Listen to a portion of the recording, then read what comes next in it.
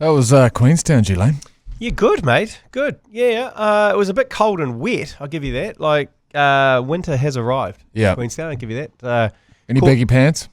Yeah, there's a few baggy pants around. Yeah, what else going on down there at the moment? Snow season? Not quite. Not quite. Shoulder season. Caught up with the great New Zealanders from Max Raft. Henry and Jeremy. Had a couple of beers with those guys. How were they? Good. They're great New Zealanders. Are they all okay? Are they still with us? We swapped Vegas stories.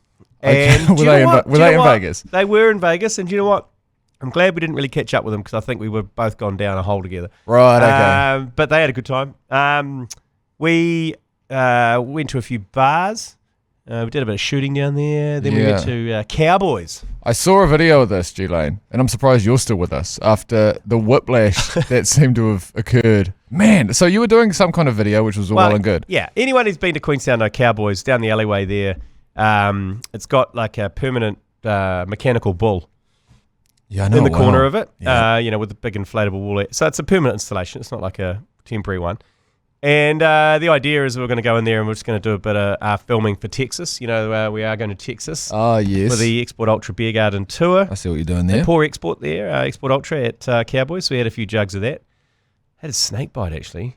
Jesus, that's right. We were talking about a snake bite over the weekend. What goes in a snake bite? It's a half cider, half beer, and some raspberry or cranberry. Was it raspberry cordial or something? Yeah. We had steins of those. I couldn't get through my stein. Nice. It was too sweet. Anyway, it is quite full on. We're going to do a video, and we're like, it would be funny. It was quite packed, Cowboys. It'd be quite funny to jump on the mechanical bull, and like I was going to just deliver a line like, "Hey, you want to join us in Austin, Texas for the Export Beer Garden Tour?" Yeah. Text Ultra to 3236, and I was going to hold my hand up, and I said to the guy, as soon as I hold my hand up, just full throttle on the bull. Right. Okay. At that point, were you imagining that maybe you might be able to stay on for a couple of seconds, G Lane? Couple, yeah, maybe, but holy fuck, he dropped the hammer. Dropped the hammer, bro. Basically, the only way to describe this is I lifted my hand and then I disappeared stage right. Seeing the video, I thought it was fake. Yeah. I thought it looked like it might have been almost CGI'd the way that you fell off that thing. People think it's sped up, but he just whiplashed me. I reckon I lasted about 0.1 of a second on that bull. It was pretty intense. Yeah, I looked at it. And then I tried to prove a point, and I got back on and said, give me a proper go. Oh, no. Meanwhile, like him doing that to me, like whiplashing me off in like 0.1 of a second scared everyone off because there was quite a few people in the bar. They were like, fuck that, we're not riding that bull. So I got back on and did a proper one, but I was holding on so tight that I've got bruises in the inside of my thigh from holding on too tight. All right, that's what you're telling people. Yeah, well, I was very ginger in the morning, but the whiplash didn't get the whiplash. No, okay, that's just good. The inside thigh. Is there different settings on those things? Oh, yeah. So you can, there's like a speed and a treadmill is kind of like a speed, incline, and... He basically... Well, I did say to him, just, whip me off as soon as you can. What a great job that guy's got, by the way. He's a young guy, young dude. He will be rooting and tooting his way around Queenstown. So we'll get that video out, and trust me, nothing's altered on it, but... yeah, lucky I didn't snap my neck in two. Had one altercation. Obviously, don't have a night out without one altercation. One's good for you. Yeah. We'll take one. So we're outside in a garden bar. Yeah, not a great We start. were the only ones out on the table, and then I'd say there would have been about 20 spare tables. Okay. And an Australian family decided to come and sit next to us. And you hate. Now I'm in full flight on some story involving the White House and some strippers, and it was a story that involved Mania Stewart and Joe Jury really stitching me up in front of a client. Yeah, I can picture this already. Anyway, this mum leans back, goes, "Excuse me. Oh, no. I'm trying to have dinner here with my daughters. I don't need to hear about strippers, okay?" And we're like, I thought it was like a setup. I was like, what the fuck is this? It's like you come and sat next to us. Like all I mentioned was that I got my head stuffed in between a stripper's boobs because these guys shoved a whole lot of money in there. And my daughters don't need to hear this. And we were like, looked at her, and I looked at her like, because we were with the Max Ruff guys. I didn't want to make a scene, so I had to bite my tongue. Yeah. And then I was like, yeah, okay, love. And then I just went straight and back into the same story. Right, okay. Completely ignoring it. As you should have, yeah. And they stormed off in a huff. You're sitting at a garden bar, you're wet wipe. Why don't sit next to us, miles away? Anyway, could have told a way worse story than that. You've got many worse stories way than that. worse. She got lucky. She was pretty fun. My daughters don't need to hear about My strippers. daughters will never know They don't need to hear about strippers. what a stripper is. Well, they do now because you made a big deal. And you could see the dad just like, oh, shut up. Would you love fun? Yeah. You could see he was just kind of... He was enjoying the yarn, actually. Yeah, he was thinking back to his time in Vegas. Yeah, totally. Anyway, so yeah, just the one incident, which is... Well, that's good for you. We'll take that. That's bloody crawling with Aussies, though. So you're bound to have one incident with some angry dingo. Yeah, you can fly direct, can't you? Yeah, you can. Yeah, it's full of them. But no, apart from that, she was all hunky-dory. Right, should we start this podcast properly then? Yeah, let's Okay. Live from the Export Beer Garden studio, this is the Agenda Podcast for the 9th of April. The Agenda Podcast, the home of sporting nonsense and claptrap. Brought to you by Export Ultra. What's claptrap? Nonsense and claptrap, just talking rubbish. I mean, it was coined by the great Murray Deaker. Right, okay. Because his podcast series is like, no nonsense, no claptrap. Because there was a woman that I went to university with who had the nickname Claptrap, and I think that might have been a different thing. I just thought that was weird that you mentioned her in the intro to this podcast. No, that's something quite different. That's very, that's very North Canterbury. Speaking of Claptrap, tonight the New Zealand Cricket Awards, G Lane. Yes, yeah. So look, an olive branch has been extended. 12 years since I've been to the last one, and that last one is probably went down in history as probably the most disgraceful performances I've ever put out there. Yeah, no, that's fair. Put into a cab by numerous executives from New Zealand Cricket after I destroyed the Cricketers' Way. Yeah. Kicked the CEO of the Players Association in the nuts when he was talking to the chairman of New Zealand Cricket. The more you talk about it, the more I think, why the fuck are we going tonight? Look, just, it's every now and then you'll learn this, Mashy, is, you've got to face your demons. You can't 12 years later. You can't go through life. You can't go through life just avoiding things and hoping they don't happen again. So tonight I will go there with my head held high. Will you? I will, and I'll say I'm back here. This is great. I have the right to be here. Yes, I'm a partner. I'm a media partner. I do a lot of good for the game. I deserve to be here. Yeah. It's been 12 years. Laura McGoldrick's already texted me and said, "You stay the fuck away from me tonight," which is fair enough. I've also received that same text. So, that's quite interesting. So that's fine. Are you planning on abiding by that text from Laura McGoldrick? No. She's in for it. But table 18 is where it's going to be happening tonight. Is that where we are? Is it? Yep. So I'm pretty sure that's probably right at the back, which is good. It'll be in the nosebleeds. Yeah, it'll be in the nosebleeds. But I believe there's been a bit of feedback around potentially getting kicked out again. Yeah, well, I didn't want to get kicked out on purpose the first time. I just got a bit carried away. Yeah, I know. And I blame Doug Bracewell for being dangerously boring on stage when he won the Bowler of the Year. And he talked. Well, he didn't talk. He answered in once again, I'm not in one syllables for an hour, and I drank a bottle and a half of wine in that hour. Just really. And you know what? I blame Eric Young as well, who was this tactic you've got of naming and shaming other people. Yeah. I don't think is doing as much for your image as you think it is. Eric Young is on you as well because he was the MC for the night. He just let things drag on a little bit too long. Yep. Martin Crowe was there that night. Actually, he got inducted into the Hall of Fame. Well, that's nice. Things are saying to come back to me. Jesus. Okay. Well, anyway, while you're away in Queenstown, I put up a post and said we'll run a bit of a sweepstake on the ACC's Instagram. Drop down below in minutes how long you think G Lane will last this time. Quite a few comments coming through. A lot of people not understanding how long you'll last being at the Cricket Awards. Some people thought that was referring to, in the sack. So that's a different. So those ones there about 2 minutes, 3 minutes, 4 minutes. That's a different. That's pretty accurate. Yeah, that's a different thing that we're running there. But a fair bit of feedback coming through. Some people thinking that maybe the roles might be reversed. That I might be the one that blows out this time. Yep. And then you might let it happen just to make. Particularly if I Mickey your drink. Yeah. Oh, hang on. That came to you too quickly. Retired hurt. 2 hours 45. 2 hours 45. That's good. Can I say now? Yep. I will take that. 2 hours 45. I will take a retired hurt because that implies that it'll be a self-retirement. You'll know that. I mean, there's no part of you that's ever been able to retire. I don't know about so that. I'm going to 86. There's no chance. 86 minutes, 69 minutes. Not like what they did there. Yeah. 15 minutes. That's a bit harsh. That is harsh. Because, I can't even get through my cold entree in 15 minutes. What's the tucker like at the New Zealand Cricket Awards? It's like any. If anyone goes to these awards, it's all pre-cooked. It's the cold entree, followed by the chicken or the beef. Yes, it's always chicken or the beef, and then usually there could be a fish option. Yeah, doubt it. Maybe if you're a vegetarian. Yeah, okay. If I said you haven't got dietary requirements, but And what usually happens now, do you just, save costs and whatnot, they just bring out like a dessert platter and put it on the table these days. Right, okay, so it's more of a charcuterie situation. Yeah, and then they pump the brakes on the drinks as well. I think they put a couple of bottles of wine, but then it's like fucking pulling teeth trying to get another beer. Oh, that's all right. So that's why you got to just, I think last time we just targeted one of the fellas and just said, hey, just keep them coming here, mate. Keep them coming. Okay, keep them coming. A couple of suggestions for attire for you, G Lane. Someone's suggesting knee pads, future-proofing. Wow, yeah. Look, that happened once in Dunedin. Yeah. Okay. That's because the motel was at the top of a very steep street. Was that the same situation? Was that the same night that Lee Hart also swam freestyle? Yeah, no, he snapped his hamstring halfway across George Street with a kebab in his hand.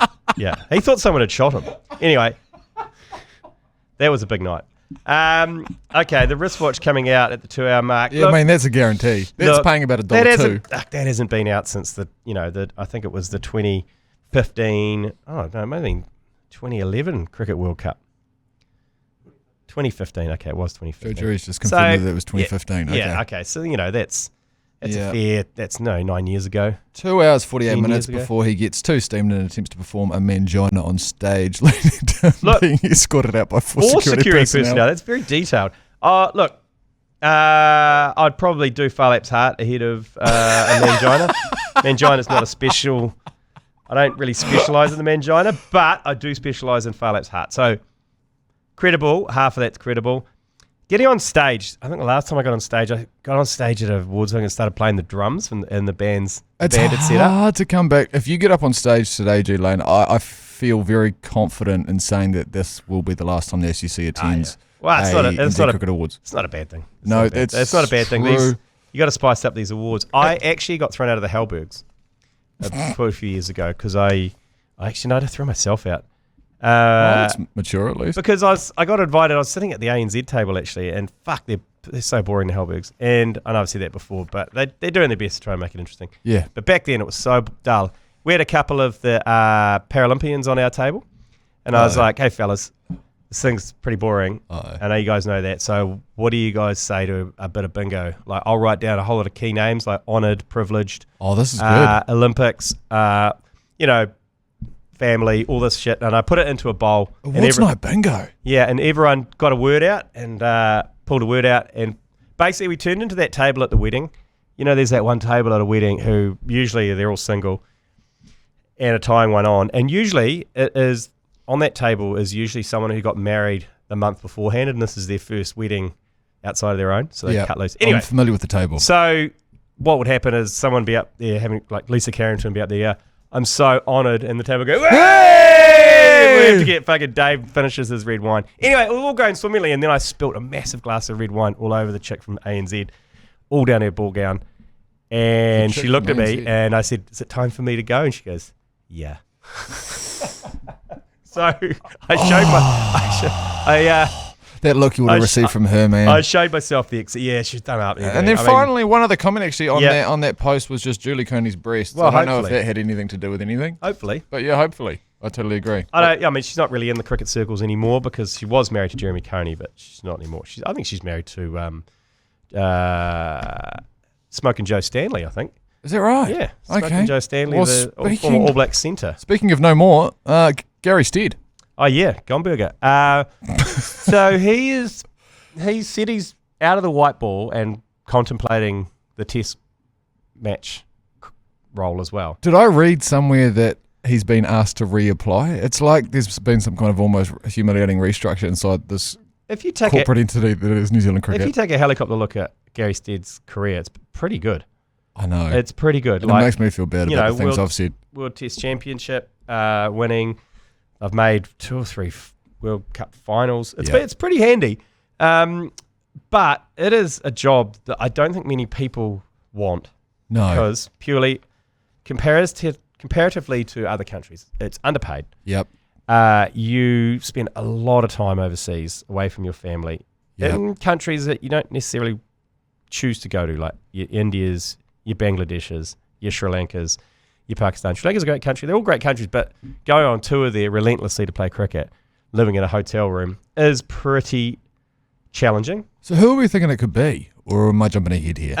Look, probably from the current setup, you're looking at the likes of Jacob Oram, 2 metre Peter. 2 metre Peter, and you've got Luke Ronke. I think Yeah. you got those guys in there are probably your front runners, I imagine. There's probably a few domestic.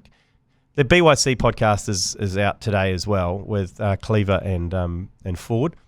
Those nerds. That'll be an analytical approach to that. Those nerds they'll get deep on who they think will be the coach. So probably best to have a look at that. But what do we want, G Lane? That's what I want to know, because cricket is more of an aesthetic than it is a results-driven sport now. And I think this is what's been so tough for Gary, is that he came along and he had to coach while there was so much more exciting brands of cricket being executed worldwide.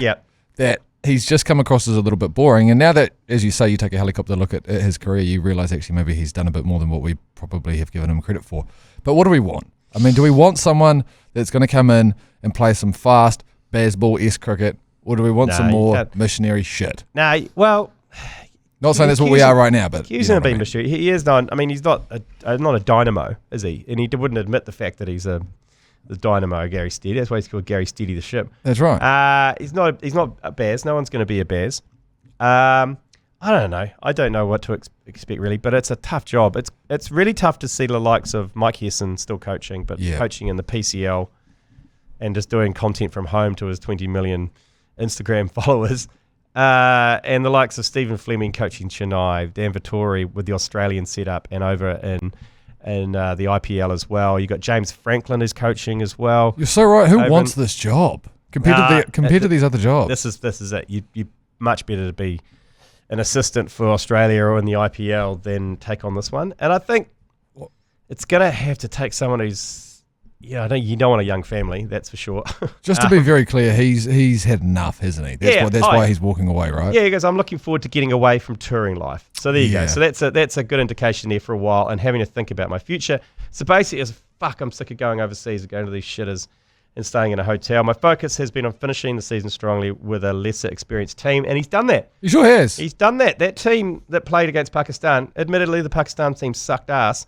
But you had to beat what was in front of you, and they did. Yep. So the past 6 to 7 months has been particularly busy with relatively non-stop cricket action, and he's right, since September. So sure has. I now want to evaluate my options, but still feel I have coaching left in me, albeit not as head coach across all formats. So he's still leaving the door open for potentially for Test cricket, which, if you're still into it, we play such little Test cricket that it's probably only about 2 series a year. Yeah, a couple of months a year, and that is it.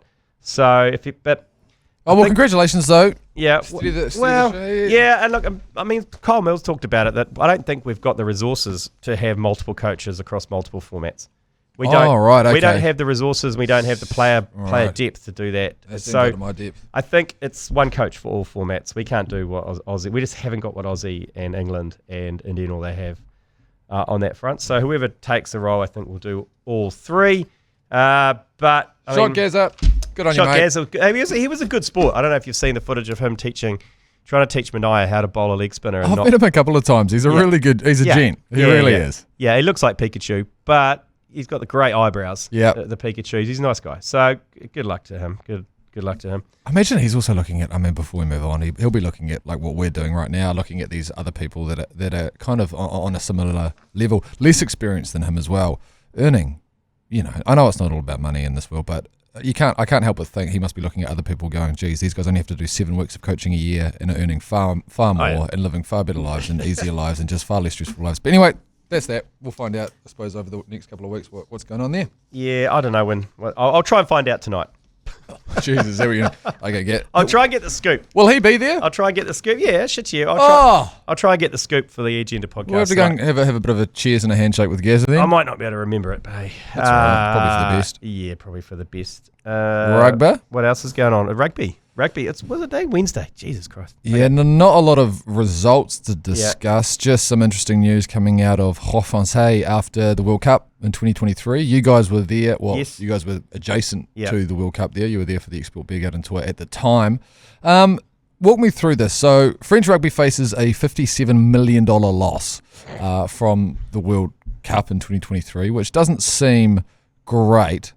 Major failures in the French government's oversight in the 2023 Rugby World Cup led to heavy financial losses and left the French Rugby Federation in difficulty, says the statement here. Despite promises that the tournament would generate big profits, it led to heavy financial losses, especially for the FFR. Everyone won except the French organisers, the court's president Pierre, I'm not going to attempt that last name, said at a press conference. So, I mean, fuck.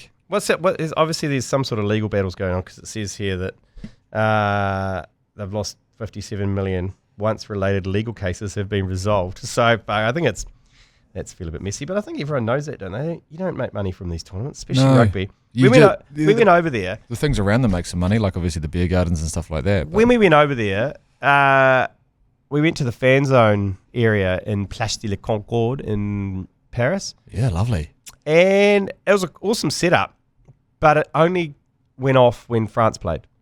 Like, the All Blacks were playing there, and there was 200 people there. You could have fit like 50,000 in there. It was empty. Oh, was it quite quiet outside of the French games? They couldn't care less. Right. So the next one's in Aussie. The next one, the next World Cup. I'd say, given that Aussie already set up with so many stadiums, they'll be able to do it. No worries. I don't think it'll be the same issue. You don't think similar issues will come about? I mean, how much are people in Aussie loving rugby union right now? Wow, enough. Okay. You can see that. I think the Super Rugby at the moment, I think the audience-wise is going on. It was much more improved this year in Aussie and in New Zealand. And general sports fans, I suppose, will head along to a World Cup, which is helpful. But there might not be as many of those in France. I don't. We'll never have it again. No, we'll never have it again. Don't worry about that. We'll never host anything again. No. NRL, just touch on this one because Mad Monday are coming in today as well. So the special, they'll cover this off. But an identical match day 17 has been announced by the Warriors to try and break their 16-game losing streak against the Melbourne Storm. Put the house on it. Yeah. Who knows? I mean, who knows with the Warriors? I've got no idea. Hey, well, we're just going to take a quick break, and we're going to be back with some cheating Indian news. In Caddie, we discussed the cricket concussion.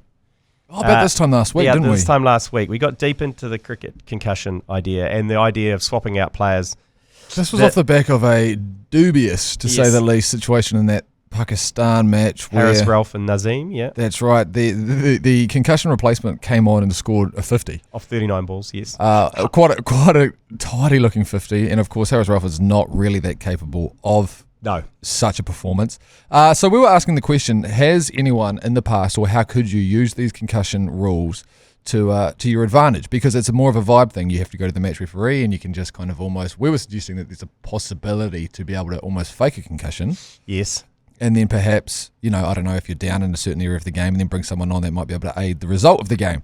We've had some intel from Alex Powell. Do you want to go through that? Well, we suggested, though, that the people that would take advantage of it would be Australia. Yeah, that's what we thought. That's what we thought. But Alex Powell, the Herald's come in and said, he says, however, while it's right to think Australia will be the ones to do it, it's actually, in fact, a tool that's India's used. Okay. So in 2020, in a T20 against Australia, Ravi Jadeja, who's a batting all-rounder. Yep. Emphasis on the word batting all-rounder, so he's better batter than he is bowler, was hit in the head in the last over batting first. But during the innings break, India's team doctor declared that he'd been concussed and was replaced by Chahal. Now, remember Chahal is a spinner, specialist spinner, specialist bowler. This is interesting. He went on to take 3 for 25, man of the match, and India won by 11 runs. Okay, so they got Ravi Jadeja is a freak cricketer, so he can bat and bowl, but he would make most teams from his batting. And it's worth noting, he says here, Alex, that Jadeja was also found to have suffered a hamstring strain while batting too. But that's not all. At the start of this year, another Indian all-rounder, Shivam Dubey, was hit in the head against England and again replaced by specialist bowler in Rashid Rana. For India's bowling innings, Rana took 3 for 33 and India won by 15 runs. So there you go. I mean, that first one with Jadeja is so dubious because of the fact that they were able to go into the sheds and clearly discuss it. Yes. During the innings break. Well, you got a headache, have you? Yeah. I'm seeing double. Woo! Well, that'll be great because we've got this guy that can't bat for shit, but geez, he's a good bowler. We've already batted. How about we chuck him out for the second innings and away we go? So there you go. So it's like, I don't know. Yeah, so what we've learned there is that you have to use your all-rounder I think, to be able to pull it off, and you have to bat first, and you have to use up as many overs in that first innings as possible. And you got to headbutt a ball. And you got to headbutt a ball, which is one of the harder parts of that. Well, you can do it, as we found out, you can do it from a fielder's throw now. Because you remember Imam Al-Haq, which that was even weirder, that one. That it was throwing... this sport is a circus, isn't it? Reece Murray was a shy at the batsman's end, and it went underneath the grill from behind and into Imam Al-Haq's helmet. I've tried to blank that game because there was just so many concussion stops. Looking at the replays, I don't know where it looked like the most of the ball struck the inside of the grill.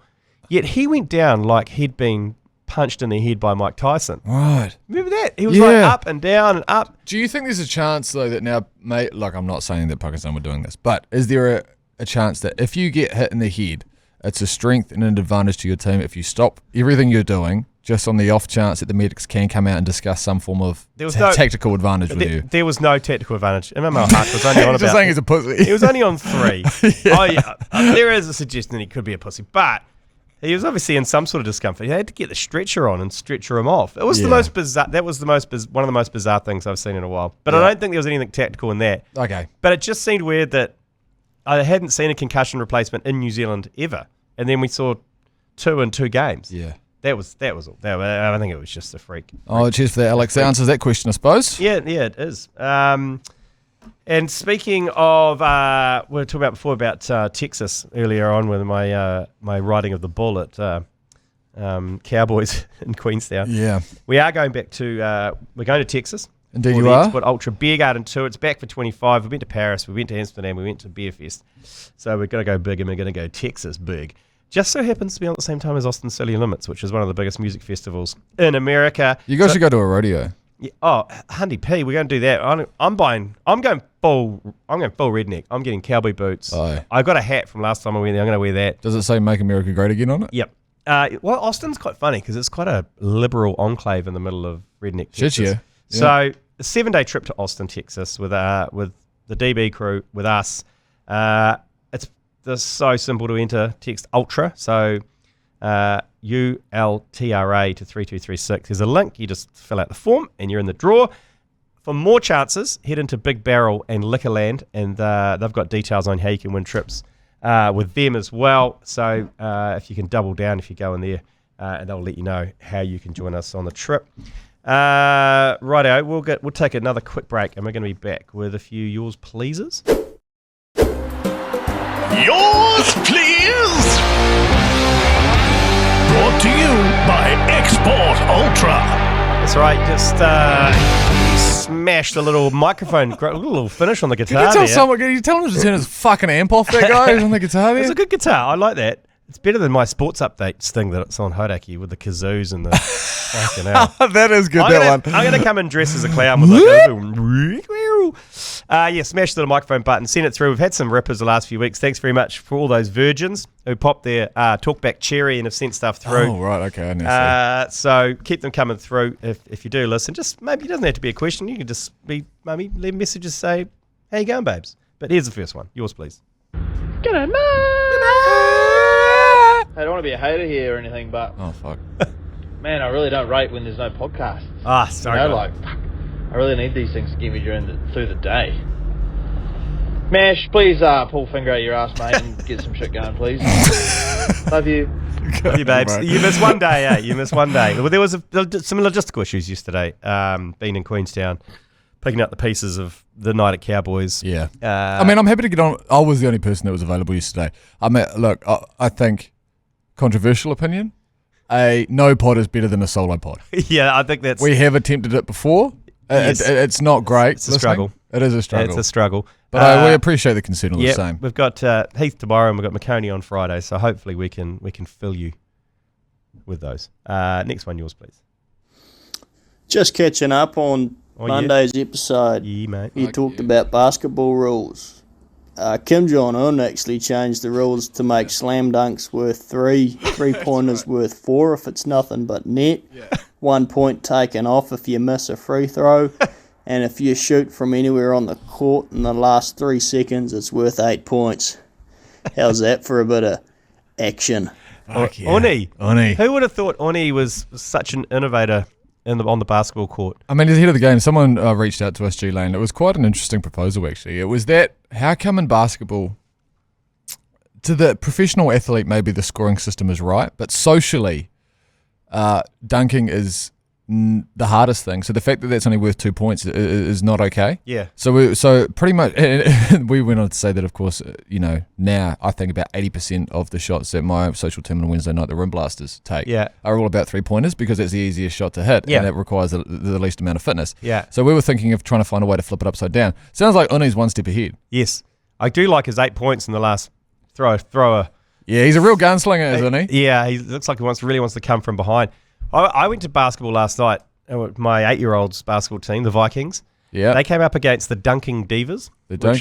Which was a all-girls team. And Sexist. they got fucking towelled up.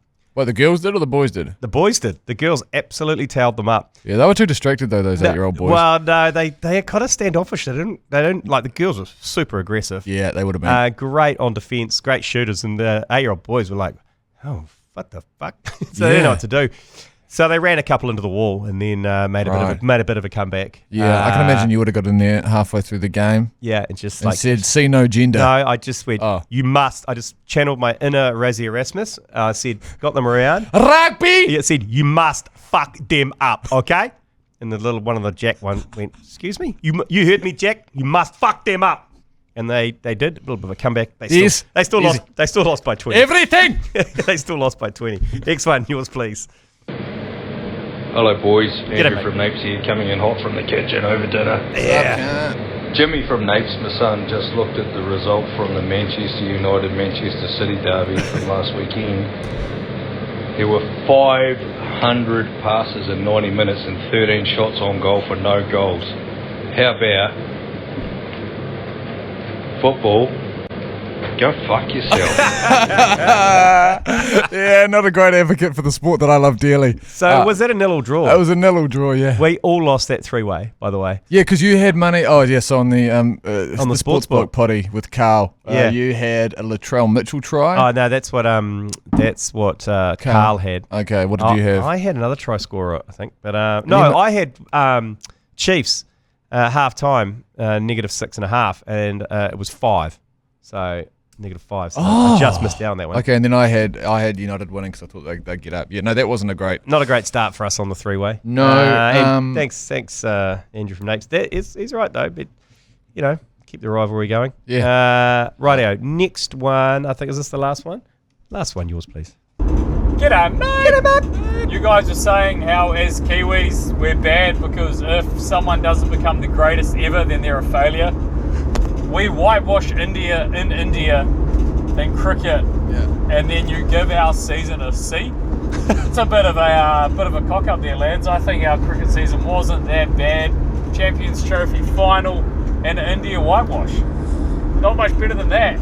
I think, were you talking about the home season though? Because when we you talk were about talking about the home season. If you talk about the year in itself, I think it was pretty good. Yeah, but you can't go past. No one's ever beaten India, whitewashed India in India. No, ever. totes. So that's an A+, making the final of the Champions Trophy, the most unsexy ICC tournament, sure, but made the final, you give them an A. But the home series, obviously we spanked. What happened in that England series? Did we lose to England? We lost to England. Okay, so that's not a great start. We spanked Sri Lanka as we do on their yearly tour of New Zealand, and we spanked Pakistan. So would you give it a C? No, that was a Manaia Stewart score. I asked him what he thought of the home cricket season. I said, does it need to be taken out back and shot? Well, which does make it sound like I maybe wasn't super happy with it. At the end of it did, because I think it just dragged on against, obviously, a team that didn't really want to be here in Pakistan. It just gave the vibes that, I don't know, against the development New Zealand team as well, which was good to see, because it was good to see some new players. I'm not complaining because they played really well and they dominated them. I think Duffy and O'Rourke have really kind of cemented themselves in that team. It was good to see. Seifert and Allen in the T20s was there's been some green shoots, G Lane. Oh, yeah. And Mitch Hay. Hey. Excuse me? Mitch Hay. He also played outstandingly. So, look, a home summer, I would probably give it a B. Yeah, no, C was harsh. C was I think that was a vibe score from Manaia. It was, and I think it was home. I'm thinking like that caller there. You can't go past that Indian series and that 3-0. And as much as India want the world to forget about it, we'll never fucking forget. Yeah, and if I'm being honest with you, I don't want to forget it either. I think I might have forgot it during that conversation I was having with Manaia the other day. But I think that contributor backs up what we were just saying is the fact that it's tough. Oh, we're talking about greatest of all times, and I think we've kind of crossed some wires there with that conversation. But he is right. The season itself was far much more of a success. The home season, just the truncated nature of the home season, and like I say, it doesn't get much better next year. Home cricket finishes in December against West Indies, and nothing in January, February, March, because we're going to India and then Afghanistan. Oh. I wonder if it's going to be played in Afghanistan. It says it's away, so it might be in the UAE, or they might be fully Talibaning it up. Oh, excuse me? Should we go there? Should we go? Well, not after what you've just said, mate. Go the Taliban. Go the Taliban? No, I said well, they'll be going to... Have you just said go the Taliban? I didn't say go to Taliban. It sounded a lot like someone clip that up. They'll be going to the Taliban-ruled Afghanistan, or will they go to the UAE? I think we should end this shit, mate, before you say something else. Look, it's going to be spicy, that meatball, but I'll bring it up tonight with CEO. Don't bring up anything tonight. I'll bring it up tonight. No, you keep saying that. Don't bring up anything tonight. You just, I think, just sit at table 18 there, mind your own business. Get the do yourself a favour, get the beef and the chicken main. Okay. And then just, put a layer down. And then, do you reckon they do open mic? Do you reckon they open the mic up for the floor? Do you reckon they any questions from the floor? I'm going to talk to Scotty Stevenson because Scotty is he hosting? Scotty J, I'm sure he's hosting. He's hosting. What about Boulders? Sorry, Lord McGoldrick. Excuse me? Sorry, what about Lord McGoldrick?